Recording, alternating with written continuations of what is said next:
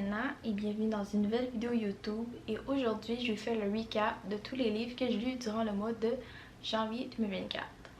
Pour ma part, moi j'adore ce genre de vidéos-là, que ce soit YouTube ou TikTok, parce que ça me permet d'avoir des nouvelles recommandations de livres, puis de connaître des nouvelles auteurs et des nouveaux genres. Alors, c'est vraiment le fun. Pour ce qui est de l'année 2024, mon objectif de livre est de 24. J'ai mis ça quand même assez bas, étant donné que pour 2024, j'ai plein de projets, plein de choses que je vais accomplir. Fait que je me suis dit, j'aurais peut-être pas autant de temps de lire. Fait 24 livres en un an, minimum 2 par mois.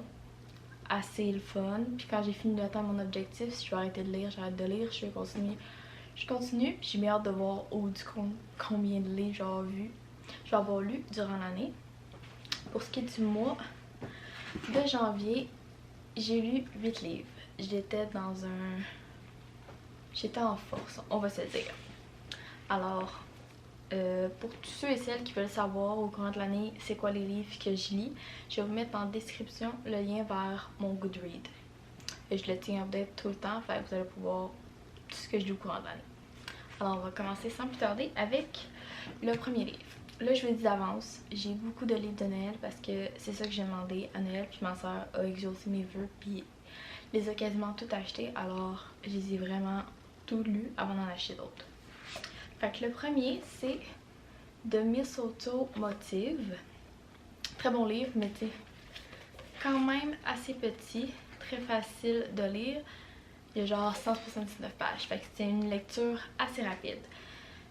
Pour ce livre-là, dans le fond, c'est l'histoire de Gabi puis de Jonathan qui travaillent dans une librairie, je crois. Puis ben, elle adore ce job-là, mais je pense que, est-ce que j'ai compris, elle a comme le spectre de l'autisme là, ou quelque chose comme ça. Fait qu'elle est pas techniquement capable de faire toutes les choses qu'une gérante d'entreprise pourrait faire. Fait qu'ils ont engagé une autre personne qui est Jonathan pour l'aider à combler ses faiblesses. Fait que tu sais, chacun complète l'autre. Fait que c'est le fun. Mais là, avec la concurrence, ils savent pas s'ils vont devoir fermer. Fait qu'elle pense qu'elle va se faire kicker de sa job. Fait que là, ils se mettent à s'haïr. Mais finalement, le gars, il l'aille pas. C'est juste sa perception. Leur histoire d'amour se développe. Très beau, très le fun. Qu'est-ce qui est le fun, c'est que c'est le gars qui tombe en amour en premier. Fait que ça, c'est toujours le fun. Mais ça, je pense que tu le comprends genre à la fin là. Mais comme ça, le développement, même si c'est court, c'est très bon. Ce livre-là, j'y ai donné un étoile juste parce que c'était court. Fait que j'aurais aimé ça que ça dure plus longtemps. Deuxième livre, c'est The Holiday Switch. Ce livre-là, encore, petit livre, plus gros que l'autre. Je vous dirais qu'il y a environ 250 pages, très facile à lire. C'est l'histoire de Lila puis de Teddy. Dans le fond, Lila, avant qu'elle parte pour, je pense, l'université ou le collège, là, elle travaille dans une attraction touristique de son village natal. Puis elle s'entend d'avoir plein d'heures de travail durant les vacances pour payer ces choses. Finalement, les choses se sont pas passées comme prévu. Le neveu de la propriétaire vient travailler, fait que ça lui prend ses heures, fait que ses plans de Noël sont tous mis à l'eau. Finalement, il embarque dans sa vie, il chamboule tout, fait que il fait vivre un peu des aventures. Elle a un secret qu'elle doit cacher, il y a un secret qu'il doit cacher, fait que les deux genre se partagent puis essayent de s'entraider tout en développant leur histoire d'amour. Très le fun, j'ai beaucoup aimé, je le recommande fortement. Et celui-là, je pense que j'ai donné quand même... J'étais en début d'année, fait que j'ai donné une note quand même assez forte, là. J'ai donné 4 étoiles. Fait que... ouais. Troisième livre, c'est Vivre avec la lune, travailler avec la magie du cycle lunaire. Ce livre-là, j'ai essayé de le lire en 2023. Finalement, j'ai arrêté.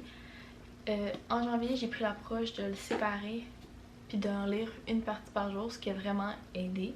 Puis ce livre-là, c'est vraiment... ça nous explique un peu comment appliquer dans notre vie, comment vivre avec les cycles lunaires. Puis genre pour apporter plus de bonheur dans notre vie. Fait que c'est vraiment... Ça va vraiment par les signes astrologiques, par les phases de la lune. C'est beaucoup d'informations, c'est vraiment le fun. Moi, j'aimerais tellement ça être plus intéressée à l'astrologie, pouvoir comprendre ça, mais je suis pas encore rendue là. Mais pour les personnes qui aiment l'astrologie, c'est comme le livre parfait pour mettre tout ça dans votre vie, genre au quotidien tous les jours, puis commencer à faire les choses. Il y a même, je pense, des prompts pour écrire dans les journaux, là, genre faire de la réflexion, là. Très bon. Puis celui-là, j'ai donné 2 étoiles. 4e livre, c'est All I Want for Christmas. Puis encore une fois, quand j'ai commencé à lire les livres de Noël, là, genre j'ai jamais lu les livres, jamais lu le derrière, fait que j'avais aucune idée à quoi m'attendre dans les livres, là, je suis juste rentrée dedans. Puis ce livre-là, c'est l'histoire de Sadie puis Max qui participent à une télé-réalité de musique country. Sadie est vraiment nulle dans le monde de la musique, Max, lui, son père, c'est un musicien célèbre. Fait que les deux s'en vont là, puis étant donné qu'un n'a pas d'expérience puis l'autre est célèbre, ils se font matcher en équipe. Puis là, ils s'aiment pas les deux, sont en conflit, il faut qu'ils fassent semblant d'être amoureux. Évidemment, qu'est-ce qui se passe? Ils tombent réellement en amour l'un de l'autre, ce qui est vraiment le fun. Seule chose par contre, à travers leur histoire, on voit vraiment les 2 points de vue de chaque personne, sauf que c'est écrit du point de vue de l'auteur, même si ça parle des personnages. Fait que ça m'a un peu gossé, là, parce que j'aimerais ça avoir du point de vue de la personne, pas à 3e personne. Fait qu'en tout cas, mais l'histoire, vraiment bon, je m'attendais vraiment pas à ce genre de développement au courant du livre. Celui-là, j'ai donné 3 étoiles. Pour ce qui est du 5e livre, c'est des Holiday Swap. Fait que ça, c'est l'histoire de Charlie puis de Cass. C'est des jumelles. Il y en a une qui vit dans leur ville natale dans une boulangerie. L'autre, elle travaille dans un show de télé de cuisine. Les deux font de la cuisine. Puis Charlie, ça donne qu'elle a un accident au travail qui fait en sorte qu'elle a perdu le goût. Fait qu'elle est plus en mesure de terminer son show. Fait qu'elle demande l'aide de sa soeur. Fait que pendant une semaine, les deux s'échangent de vie. Ils font semblant d'être l'autre. Évidemment, qu'est-ce qui se passe? Plein de péripéties. Puis les deux tombent en amour. Puis les deux se remettent en question sur savoir est-ce qu'ils sont vraiment heureuses dans les choix qu'ils ont fait dans leur vie. Est-ce que l'autre est heureuse à être partie de chez eux pour faire un show qui est pas tellement elle, puis l'autre est-ce qu'elle est contente à vivre sa vie normale de boulangerie puis de genre jamais prendre de vacances. Fait que c'est comme plein de péripéties qui font en sorte qu'ils genre se redécouvrent mais qu'au final genre sont contentes d'avoir fait ce choix-là.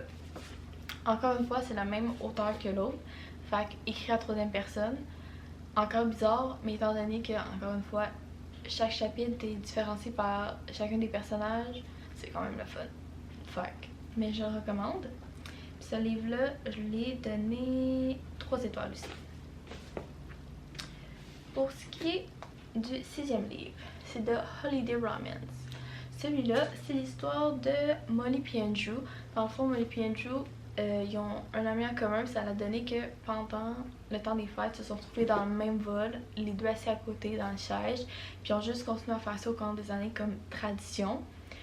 Puis au cours du livre, on voit un peu le passé, le présent, comment ils sont venus au vol du présent qui a été annulé, puis qu'elle essaye d'amener Andrew à aller passer Noël à sa famille parce que lui c'est important. Puis là, tu vois le passé, comment ils sont tombés en amour les deux, les péripéties parce qu'elle était en couple, lui était en couple, ça fonctionnait pas. Fait que c'est quand même intéressant. Moi j'aime ça quand ils font tout le temps le passé, le présent, puis en plus de ça, de son point de vue à elle, son point de vue à lui. Fait que c'est juste vraiment bon. Recommande fortement, je l'ai vraiment beaucoup aimé. Et j'ai donné aussi celui-là 3 étoiles. Pour le livre numéro 7. C'est Blame It on the Mistletoe. Ce livre-là, ça m'a pris quand même du temps à rentrer dedans. Mais dans le fond, c'est l'histoire de Holly et elle. Holly, elle habite dans une petite ville, puis elle tripe le temps des fêtes. Genre, à leur rituel au mois de novembre, elle commence. Genre, chaque année, elle s'écrit une lettre, puis comme elle leur lit pour se préparer. Tandis que elle travaille. Ses parents font comme des décorations de maison. C'est pas tant son genre Noël, mais est intéressée par les réseaux sociaux, puis ça donne qu'elle doit faire un concours avec d'autres personnes des réseaux sociaux pour gagner un certain nombre d'abonnés, puis pour être sûre de gagner, elle décide de demander à quelqu'un d'échanger de vie. Fait qu'elle est partie à la place de lui, puis elle est partie à la place d'elle. Fait que là, c'est comme leur histoire parce qu'elles sont extrêmement différentes. Elle a vécu avec ses amis, elle a vécu son famille, fait qu'elle découvre les problèmes familiaux de l'autre, elle découvre plein de choses de son autre côté. Ils tombent en amour les deux. C'est vraiment le fun. Tu sais, c'est quand même assez histoire de jeunes, là, mais j'ai aimé ça, c'est un beau dénouement. Donc, conseille fortement, puis quand même assez, pas assez gros, là, mais je veux dire, il y a 350 pages, là, mais comme, ça se lit quand même assez vite. Puis celui-là, j'ai encore donné un 3 étoiles. Bon, pour ce qui est du dernier livre, celui-là, j'ai sincèrement été un peu déçue. C'est de Creativity, The Psychology of Discovery and Invention. Je sais pas pourquoi, mais quand j'ai vu ce livre-là, genre à la librairie, ça m'a attirée parce que la créativité, genre c'est le fun. Sauf que le livre, dans le fond, ça parle des études qui ont été faites sur la créativité, puis pas genre comment utiliser la créativité au quotidien. C'est vraiment juste genre des thèses, des tests que les gens ont fait. Fait que c'est juste un livre beaucoup rempli d'informations, puis c'est écrit quand même assez petit. J'ai séparé en chapitres, mais ça a été long à lire, c'était pas motivant. Mais comme pour les gens qui aiment ça, genre les livres basés sur des études avec beaucoup de faits, de noms de personnes qui ont écrit, des scientifiques, des affaires là, c'est le livre pour vous, je vous le conseille. Moi, c'est juste que je m'attendais pas à ça, puis c'est je n'ai pas venu me chercher, mais j'ai quand même appris beaucoup de choses sur la créativité en général, qui était quand même assez fun. Alors j'ai donné 2 étoiles. Sinon, en ce moment, je suis en train de lire un livre que j'ai commencé en janvier. C'est le 9e livre en tant que tel. Puis, c'est un livre que j'ai déjà lu, je pense, en 2020 ou 2021. C'est When You're Ready, This Is How You Heal. Puis comme vous pouvez voir, j'ai mis plein de post-it. Je sais pas pourquoi. Mais c'est un livre avec différents, pas poèmes, mais genre des essais qui sont pas si longs, fait que j'en lis à peu près une par jour, puis je sais pas. Je me souviens que quand je l'ai lu, c'était le fun parce que ça te fait remettre en question certaines situations, puis des fois, ça concorde tellement avec ce que tu vis, fait que j'étais comme... En ce moment, on dirait que j'ai besoin de me faire remettre en question, de me faire poser des choses. Fait que je l'ai ressorti, puis j'étais en train de le lire. Fait que je pense que je fais ça aussi cette année, de relire des livres que j'ai déjà lus, mais que comme je sens que j'ai besoin de revoir certaines informations. Là. Fait que ça, c'est le 9e livre que j'ai commencé en janvier, mais que je vais finir en février. Alors, c'était les 8 livres que j'ai lus dans mon mois de janvier. Merci à tous ceux qui ont regardé la vidéo jusqu'à la fin. J'aime, un commentaire, à partager la vidéo, à vous abonner à ma chaîne. Ce serait très apprécié. Sinon, je vous dis à une prochaine vidéo sur ma chaîne YouTube.